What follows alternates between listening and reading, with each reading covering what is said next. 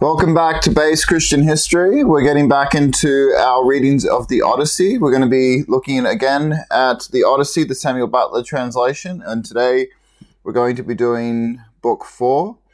Let me just remind you that you can pick up my writings on Amazon and lockpress.com. So my current book, Like a Roaring Lion, you can get that at lockpress.com if you're in Australia. If you're overseas, get it from Kindle. You can buy it from Kindle in Australia if you want to as well. It's up to you. Check out my blog, younggospelminister.blogspot.com, and my Substack, Rev Matt's Writings, where you'll find a lot of my writings in those places. And I'd just like to let you know that I just earlier today submitted my new book to my publisher, which is a book on feminism. So I will be keeping you guys posted on that as more information comes out. But with no further ado, let's pray, and then we'll get into reading this book.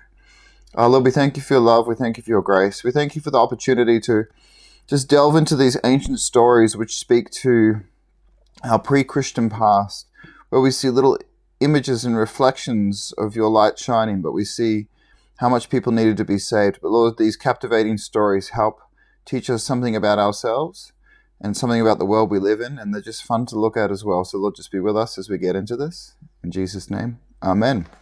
All right. The Odyssey, Book 4.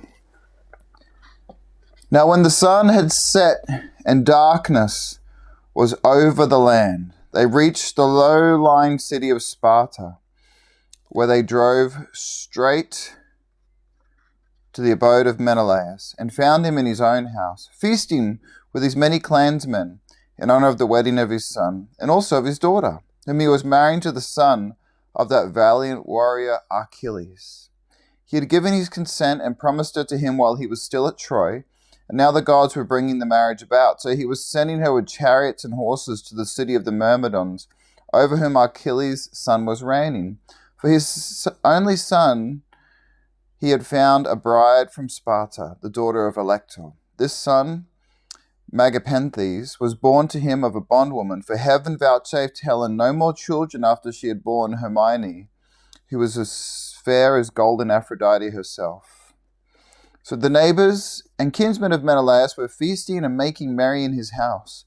There was a bard also to sing to them and play his lyre, while two tumblers went about performing in the midst of them, when the man struck up with his tune. Telemarchus and the son of Nestor stayed their horses at the gate, whereon Eteonius, servant of Menelaus, came out, and as soon as he saw them, ran hurrying back into the house to tell his master. He went close up to him and said, "Menelaus, there are some strangers come here, 2 men who look like sons of Zeus. What are we to do? Shall we take their horses out, or tell them to find friends elsewhere as best they can?"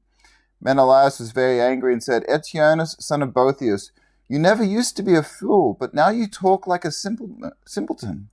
Take the horses out, of course, and show the strangers in that they may have supper. You and I have stayed often at other people's houses before we got back here, where heaven grant that we may rest in peace henceforward."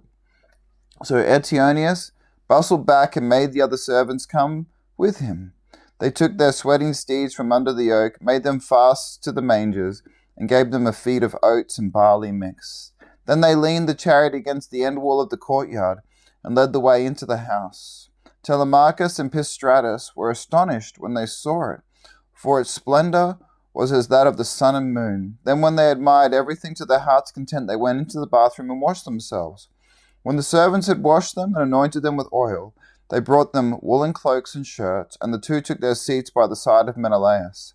A maidservant brought them water in a beautiful golden ewer, and poured it into a silver basin for them to wash their hands, and she drew a clean table beside them.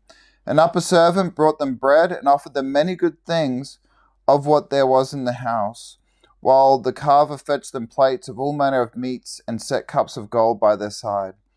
Menelaus then greeted them, saying, "Fall to and welcome. When you have done supper, I shall ask who you are, for the lineage of such men as you cannot have been lost. You must be descended from a line of scepter-bearing kings, for poor people do not have such sons as you are." On this he handed them a piece of fat roast loin, which had been set near him as being a prime part, and they laid their hands on the good things that were before them. As soon as they had had enough to eat and drink, Telemarchus said to Nestor, with his head so close that no one might hear, "Look, Pisistratus, Man, after my own heart, see the gleam of bronze and gold, of amber, ivory, and silver. Everything is so splendid that it is like seeing the palace of Olympian Zeus. I am lost in admiration. Menelaus overheard him and said, No one, my sons, can hold his own with Zeus, for his house and everything about him is immortal. But among mortal men, well, there may be another who has as much wealth as I have, or there may not. But at all events I have travelled much and have undergone much hardship, for it was nearly 8 years before I could get home with my fleet. I went to Cyprus, Phoenicia, and the Egyptians. I went also to the Ethiopians, the Sidonians, and the Erebrians, and to Libya, where the lambs have horns as soon as they are born, and the sheep lamb down 3 times a year. Everyone in that country, whether master or man, has plenty of cheese, meat, and good milk, for the ewes yield all the year round. But while I was traveling and getting great riches among these people, my brother was secretly and shockingly murdered through the perfidy of his wicked wife, so that I have no pleasure in being lord of all this wealth. Whoever your parents may be, they must have told you all about this, and of my heavy loss and the ruin of a stately mansion fully and magnificently furnished. Would that I had only a third of what I have now, so that I stayed at home, and all those who are living who perished on the plain of Troy, far from Argos. I often grieve as I sit here in my house for one and all of them, and at times I cry aloud for sorrow, but presently I leave off again, for crying is cold comfort, and one soon tires of it. Yet grieve for these as I may, I do so for one man more than for them all. I cannot think of him without loathing both food and sleep, so miserable does he make me. For no one of all the Achaeans worked so hard or risked so much as he did. He took nothing by it, and has left a legacy of sorrow to myself, for he has been gone a long time, and we know not whether he is alive or dead. His old father, his long-suffering wife Penelope, and his son Telemarchus, whom he left behind him an infant in arms, are plunged in grief on his account. Thus spoke Menelaus, and the heart of Telemarchus yearned as he bethought him of his father. Tears fell from his eyes, and he heard from thus mentioned, so that he held his cloak before his face with both hands. When Menelaus saw this, he doubted whether to let him choose his own time for speaking, or to ask him at once, and find what it was all about. While he was thus in 2 minds, Helen came down from her high-vaulted and perfumed room, looking as lovely as Artemis herself. Adraste brought her a seat, Calliope a soft woolen rug, while Philo fetched her the silver work box which Alcandra, wife of Polybius, had given her. Polybius lived in Egyptian Thebes, which is the richest city in the whole world. He gave Menelaus 2 baths, both of pure silver, 2 tripods, and 10 talents of gold. Besides all this, his wife gave Helen some beautiful presents, to wit, a golden distaff and a silver work box that ran on wheels, with a gold band round the top of it. Philo now placed this by her side, full of fine spun yarn, and a discharge charged with violet-coloured wool was laid upon the top of it. Then Helen took her seat, put her feet upon the footstool, and began to question her husband. "Do we know, Menelaus," said she, "the names of these strangers who have come to visit us? Shall I guess right or wrong? But I cannot help saying what I think. Never yet have I seen either man or woman so like somebody else. Indeed, when I look at him, I hardly know what to think, as this young man is like Telemarchus, whom Odysseus left as a baby behind him. When you Achaeans went to Troy with battle in your hearts on account of my most shameless self." "My dear wife," replied Menelaus, "I see the likeness just as you do. His hands and feet are just like Odysseus. So is his hair and the shape of his head and the expression of his eyes. Moreover, when I was talking about Odysseus and saying how much he had suffered on my account, tears fell from his eyes, and he hid his face in his mantle." Then Pisistratus said, "Menelaus, son of Atreus, you are right in thinking that this young man is Telemarchus, but he is very modest, and is ashamed to come here and begin opening up discourse with one whose conversation is so divinely interesting as your own. My father, Nestor, sent me to escort him hither, for he wanted to know whether you could give him any counsel or suggestion. His son is always trouble at home when his father has gone away, leaving him without supporters. And this is how Telemarchus is now placed, for his father is absent, and there is no one among his people to stand by him."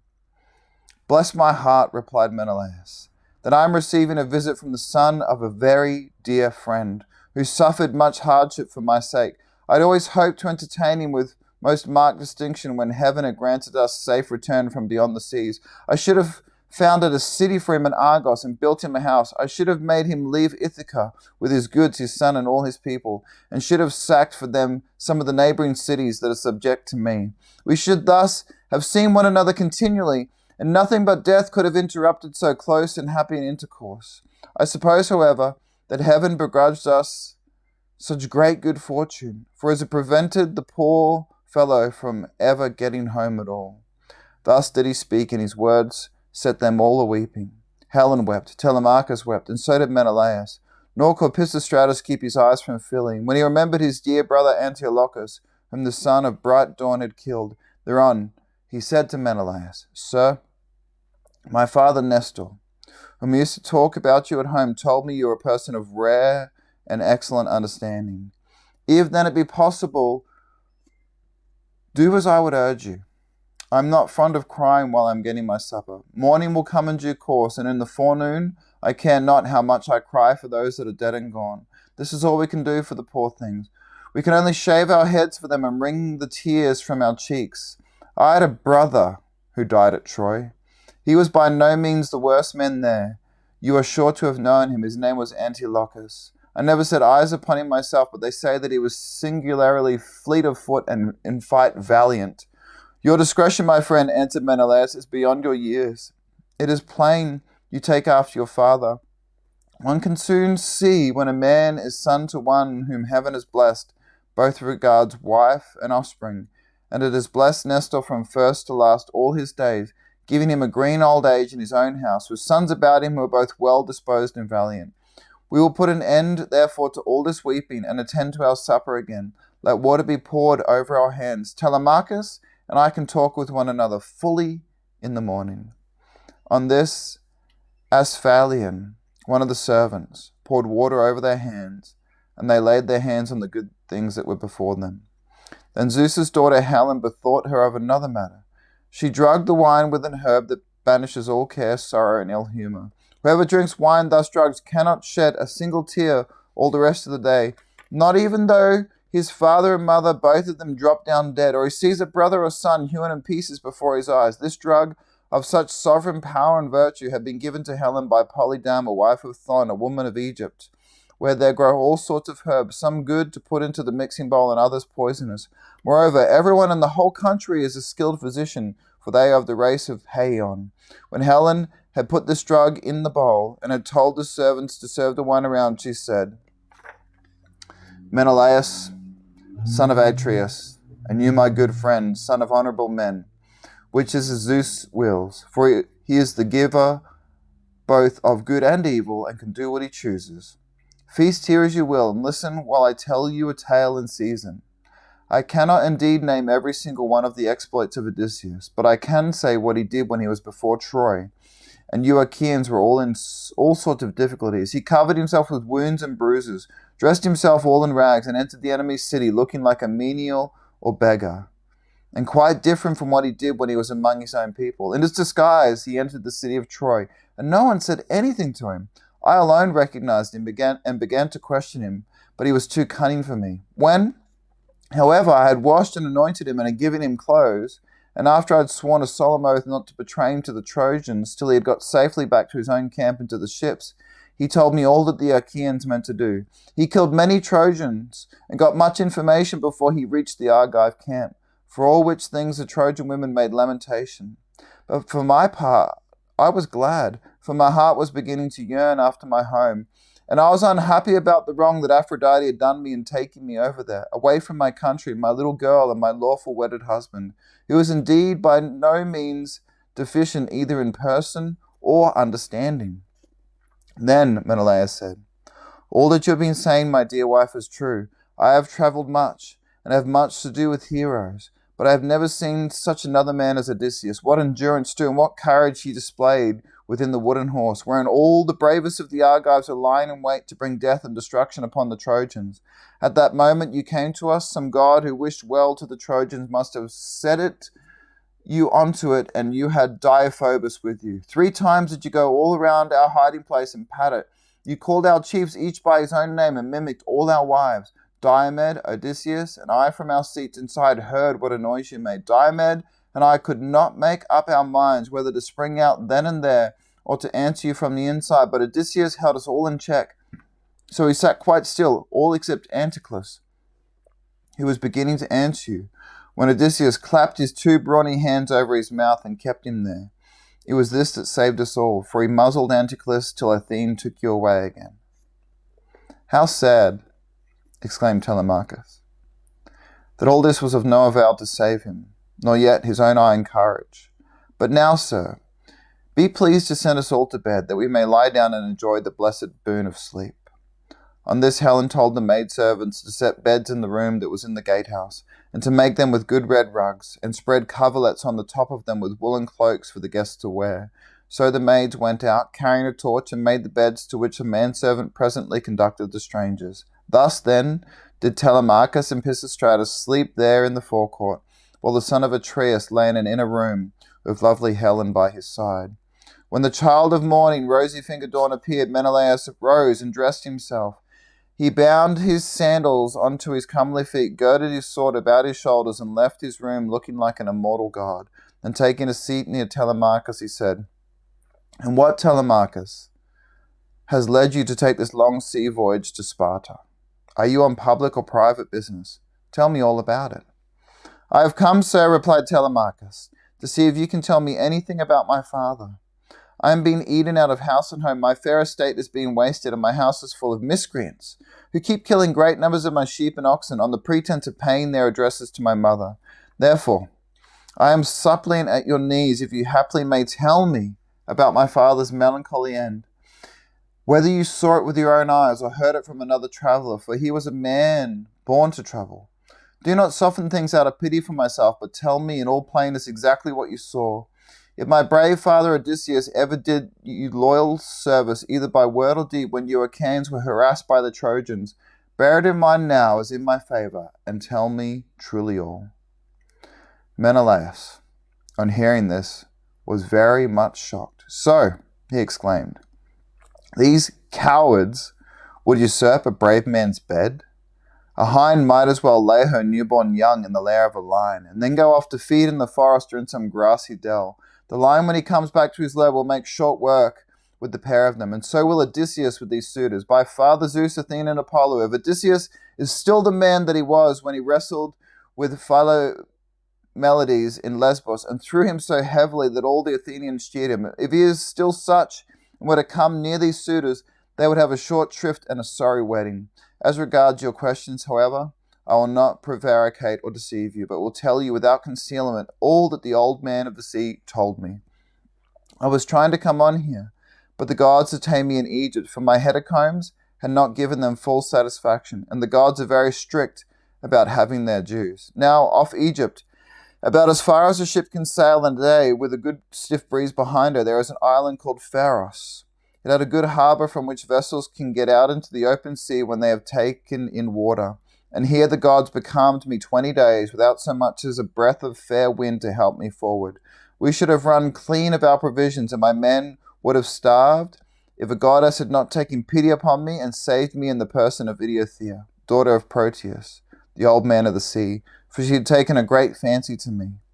She came to me one day when I was by myself, as I often was, for the men used to go with their barbed hooks all over the island in the hope of catching a fish or two to save them from the pangs of hunger.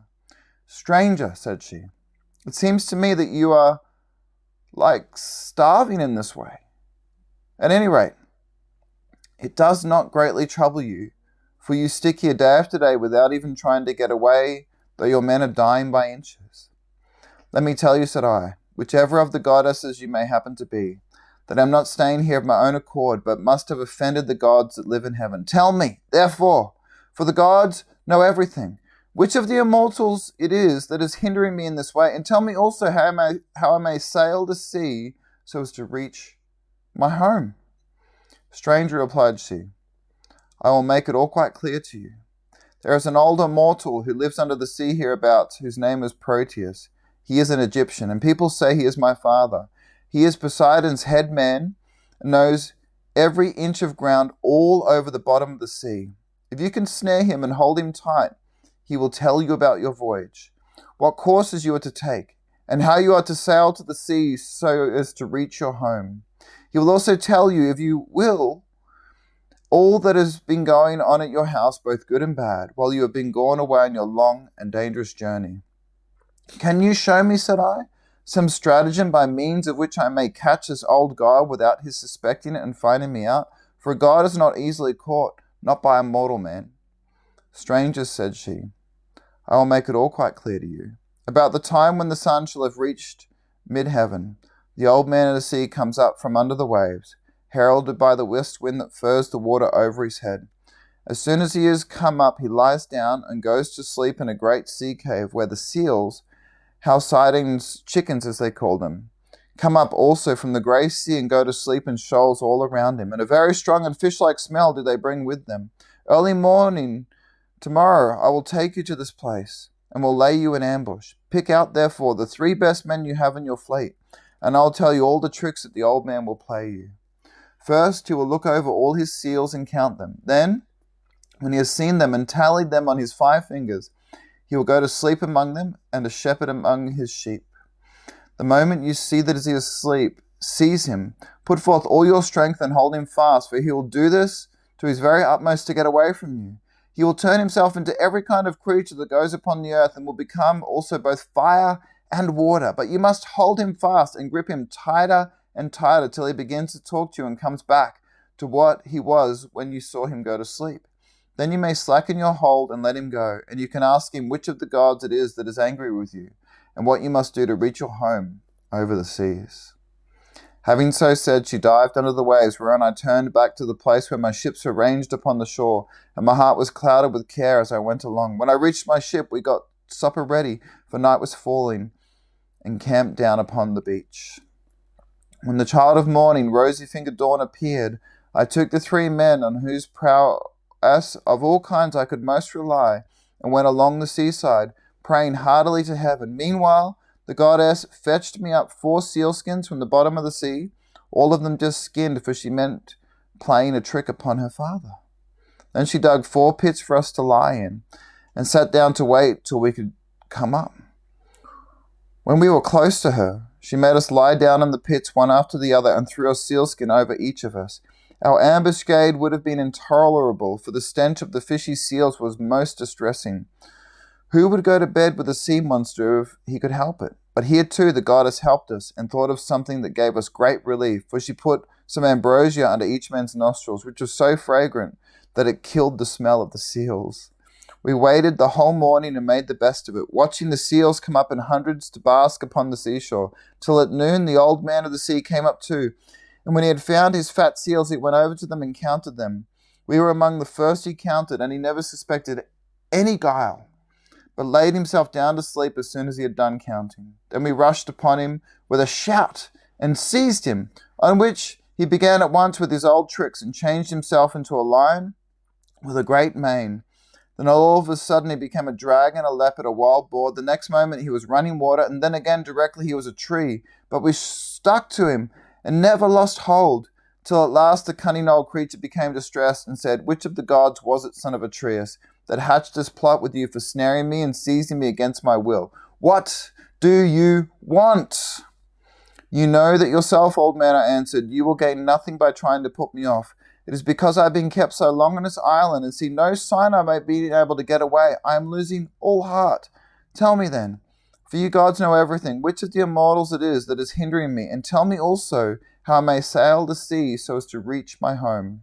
Then he said, if you would finish your voyage and get home quickly, you must offer sacrifices to Zeus and to the rest of the gods before embarking, for it is decreed that you shall not get back to your friends and to your own house till you have returned to the heaven-fed streams of Egypt and offered holy hecatombs to the immortal gods that reign in heaven. When you have done this, they will let you finish your voyage. I was broken-hearted when I heard that I must go back all that long and terrible voyage to Egypt. Nevertheless, I answered, I will do all, old man, that you have laid upon me. But now tell me, and tell me true, whether all the Achaeans whom Nestor and I left behind us when we set sail from Troy have got home safely, or whether any of them has come to a bad end, either on board his own ship or among his friends, when the days of his fighting were done. Son of Atreus, he answered, why ask me? You had better not know what I can tell you, for your eyes will surely fill when you have heard my story. Many of those about whom you ask are dead and gone. But many still remain, and only 2 of the chief men among the Achaeans perished during their return home. As for what happened on the field of battle, you were there yourself. A 3rd Achaean leader is still at sea alive, but hindered from returning. Ajax was wrecked, for Poseidon drove him onto the rocks of Gyrae. Nevertheless, he let him get safe out of the water, and in spite of all Athene's hatred, he would have escaped death if he had not ruined himself by boasting. He said the gods could not drown him, even though they had tried to do so. And when Poseidon heard this large talk, he seized his trident in 2 brawny hands and split the rock of Gyrae in 2 pieces. The base remained where it was, but the part on which Ajax was sitting fell headlong into the sea and carried Ajax with it. So he drank salt water and was drowned. Your brother and his ships escaped, for Hera protected him, but when he was just about to reach the high promontory of Malea, he was caught by a heavy gale, which carried him out to sea again, surely against his will, and drove him to the foreland where Thyestes used to dwell. But when Odysseus was then living, by and by, however, it seemed as though he was to return safely after all, for the gods backed the wind into its old quarter, and they reached home, whereon Agamemnon kissed his native soil and shed tears of joy at finding himself again in his own country. Now there was a watchman whom Odysseus kept always on the watch, and to whom he had promised 2 talents of gold. This man had been looking out for a whole year to make sure that Agamemnon did not give him the slip and prepare war. When, therefore, this man saw Agamemnon go by, he went and told Odysseus, who at once began to lay a plot for him. He picked 20 of his bravest warriors and placed them in an ambuscade on one side of the cloister, while on the opposite side he prepared a banquet. Then he sent his chariots and horsemen to Agamemnon and invited him to the feast, but he meant foul play. He got him there, all unsuspicious of the doom that was awaiting him, and killed him when the banquet was over, as though he were butchering an ox in the shambles. Not one of Agamemnon's followers was left alive, nor yet one of Odysseus, but they all killed there in the cloisters. Thus spoke Proteus, and I was broken-hearted as I heard him. I sat down upon the sands and wept. I felt as though I could no longer bear to live or to look upon the light of the sun. Presently, when I had my fill of weeping, and writhing upon the ground, the old man of the sea said, Son of Atreus, do not waste any more time in crying so bitterly. It can do no manner of good. Find your way home as fast as you can, for Odysseus may still be alive. And even though Orestes has been forewarned with you in killing him, you may yet come in for his funeral. On this I took comfort in spite of all my sorrow, and I said, I know then about these 2. Tell me, therefore, about the 3rd man of whom you spoke. Is he still alive, but at sea and unable to get home, or is he dead? Tell me, no matter how much it may grieve me. The 3rd man, he answered, is Odysseus, who dwells in Ithaca. I can see him in an island sorrowing bitterly in the house of the nymph Calypso, who is keeping him prisoner. And he cannot reach his home, for he has no ships or sailors to take him over the sea. As for your own end, Menelaus, you shall not die in Argos, but the gods will take you to the Elysian plain, which is at the end of the world. There fair-haired Rhadamanthus reigns, and men lead an easier life than anywhere else in the world. For in Elysium there falls not rain, nor hail, nor snow, but Oceanus breathes ever, with a west wind that sings softly from the sea, and gives freshly life to all men. This will happen to you because you have married Helen, and are Zeus's son-in-law. As he spoke, he dived under the waves, wherein I turned back to the ships with my companions, and my heart was clouded with care as I went along. When we reached the ships, we got supper ready, for night was falling, and camped down upon the beach. When the child of the morning, rosy-fingered dawn, appeared, we drew our ships into the water, and put our mast and sails within them. Then we went on board ourselves, took our seats on the benches, and smote the grey sea with our oars. I again stationed my ships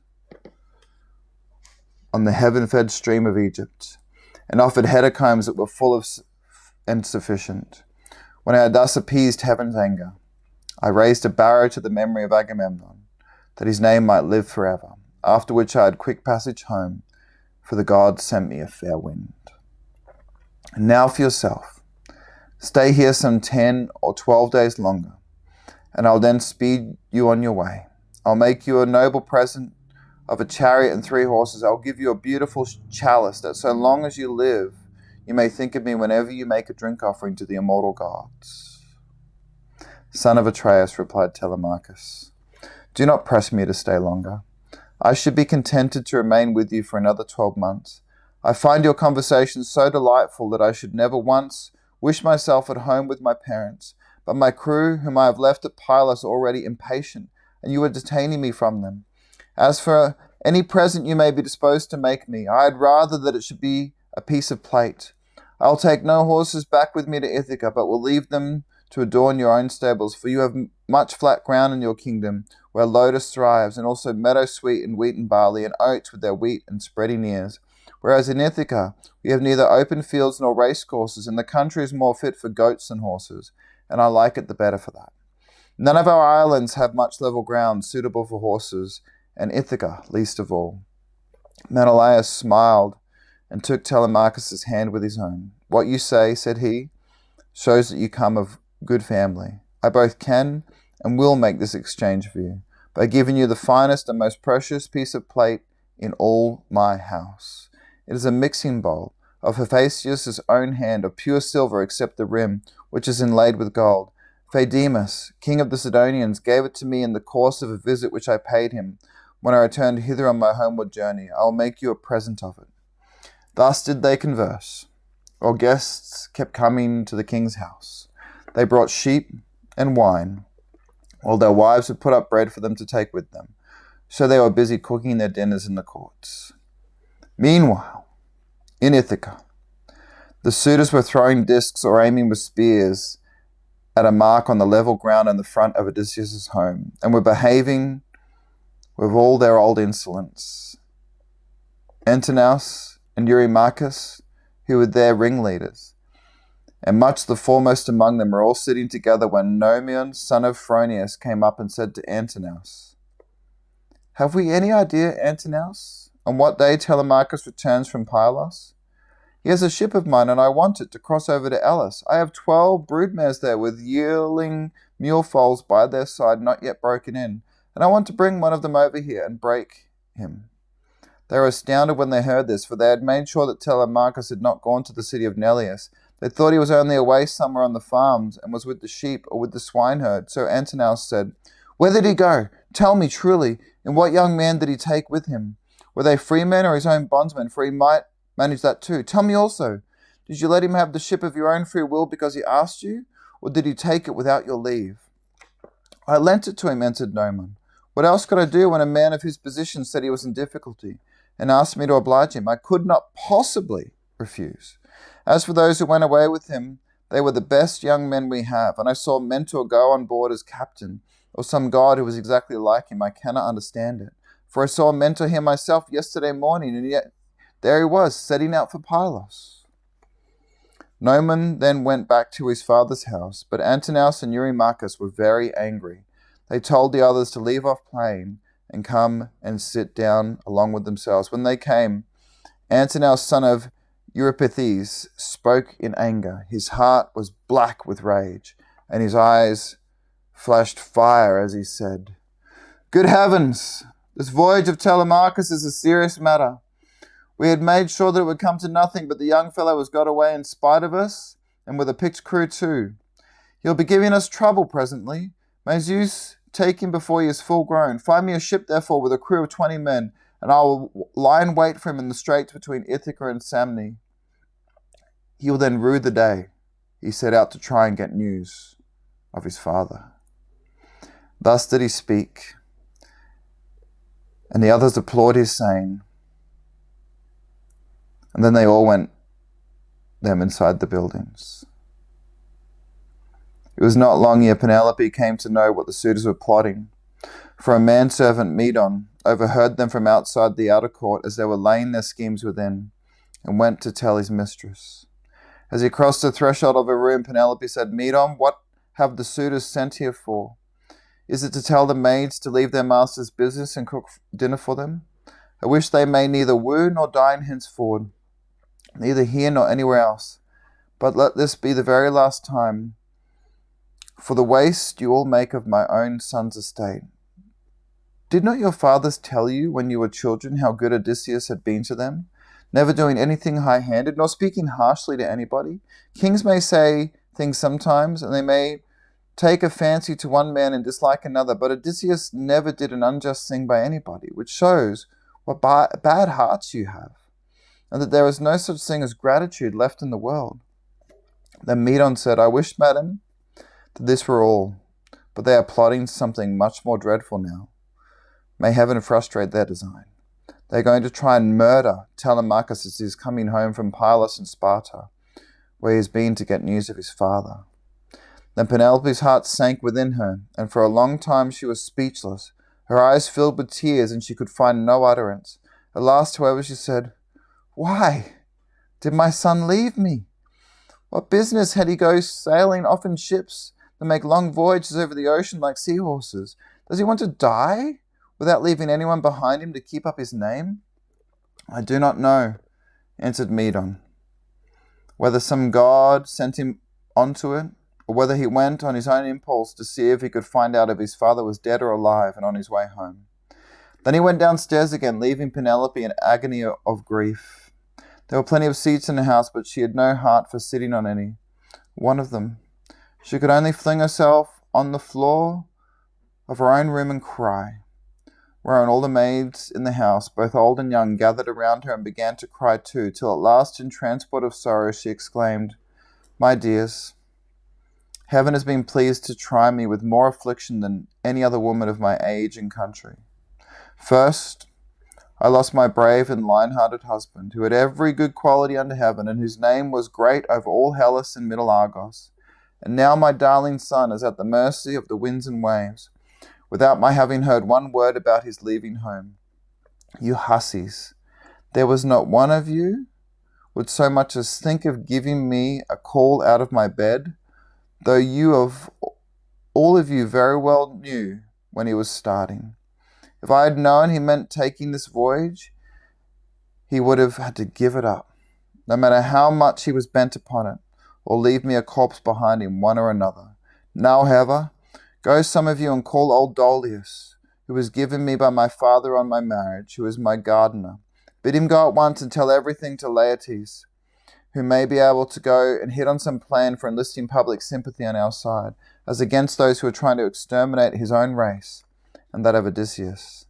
Then the dear old Euclea said, "You may kill me, madam, or let me live in your house, whichever you please, but I will tell you the real truth.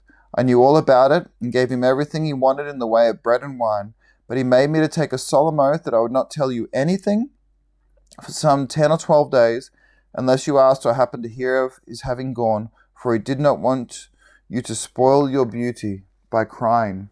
And madam, wash your face, change your dress, and go upstairs with your maids to offer prayers to Athene, daughter of Aegus bearing Zeus, for she can save him even though he be in the jaws of death. Do not trouble Laertes. He has trouble enough already. Besides, I cannot think that the gods hate the race of the son of Odysseus so much. But there will be a son left to come up after him and inherit both the house and the fair fields that lie far all around it."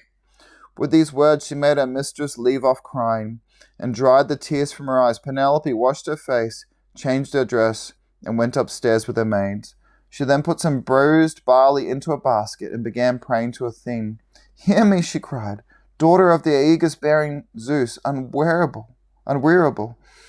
If Odysseus, while he was here, burned you fat thigh bones of sheep or heifer, bear it in mind now is in my favor, and save my darling son from the villainy of the suitors." She cried aloud as she spoke, and the goddess heard her prayer. Meanwhile, the suitors were clamorous throughout the covered cloister, and one of them said, "The queen is preparing for her marriage with one or another of us. Little does she dream that her son has now been doomed to die." This was what they said, but they did not know what was going to happen. Then Antinous said, "Comrades, let there be no loud talking. lest some of it get carried inside. Let us be up and do that in silence, about which we are all of mind." He then chose 20 men, and they went down to the ship into the seaside. They drew the vessel into the water and got her mast and sails inside her. They bound the oars to the thole-pins with twisted thongs of leather, all in due course, and spread the white sails aloft, while their fine servants brought them their armour. Then they made the ship fast a little way out, came on shore again, got their suppers, and waited until night should fall. But Penelope lay in her own room upstairs, unable to eat or drink, and wondering whether or not her brave son would escape or be overpowered by the wicked suitors, like a lioness caught in the toils with huntsmen hemming her on every side. She thought and thought till she sank into a slumber and lay on her bed bereft of thought and motion. Then Athene bethought of another matter, and made a vision in the likeness of Penelope's sister Epiphyte, daughter of Icarius, who had married Eumelus and lived in Pherae.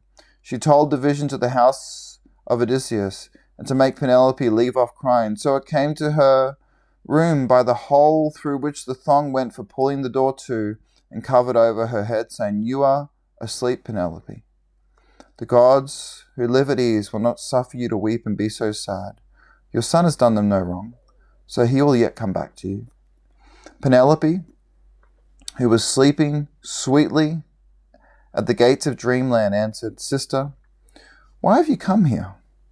You do not come very often, but I suppose that it is because you live such a long way off. Am I then to leave off crying and refrain from all the sad thoughts that torture me? I, who have lost my brave and lion-hearted husband, who had every good quality under heaven, and whose name was great over all Hellas and middle Argos, and now my darling son had gone off on board a ship, a foolish fellow who has never been used to roughing or going about among gatherings of men. I am even more anxious about him than my husband. I am all in tremble when I think of him, lest something should happen to him, either from the people among whom he has gone or by sea, for he has many enemies who are plotting against him and are bent on killing him before he can return home." Then the vision said, "Take heart, and be not dismayed. There is one gone with him, whom many a man would be glad enough to have stand by his side. I mean Athene. It is she who has compassion upon you, and who has sent me to bear you this message." Then Penelope said, "If you are a god, or have been sent here by the divine commission, tell me also about that other unhappy one. Is he still alive, or is he already dead and in the house of Hades?" And the vision said, "I shall not tell you for certain whether he is alive or dead, and there is no use of idle conversation." Then it vanished through the thong hole of the door and was dissipated into thin air. But Penelope rose from her sleep refreshed and comforted, so vivid had the dream been. Meantime, the suitors went on board and sailed their ways over the sea, intent on murdering Telemarchus. Now there is a rocky islet called Aristeris, of no great size, in mid-channel between Ithaca and Same, and there is a harbour on either side of it where a ship can lie. Here the Achaeans placed themselves in ambush. That's the end of Book 4 of the Odyssey. I hope you've enjoyed our reading today. I will pick this up again soon, and we'll get into Book 5. Remember to check out my books on Amazon and lockpress.com, my blog, younggospelminister.blogspot.com, my Substack, RevMatt's Writings. And if you enjoyed this video, please like, comment, share, and subscribe. I will catch you next time. See you later.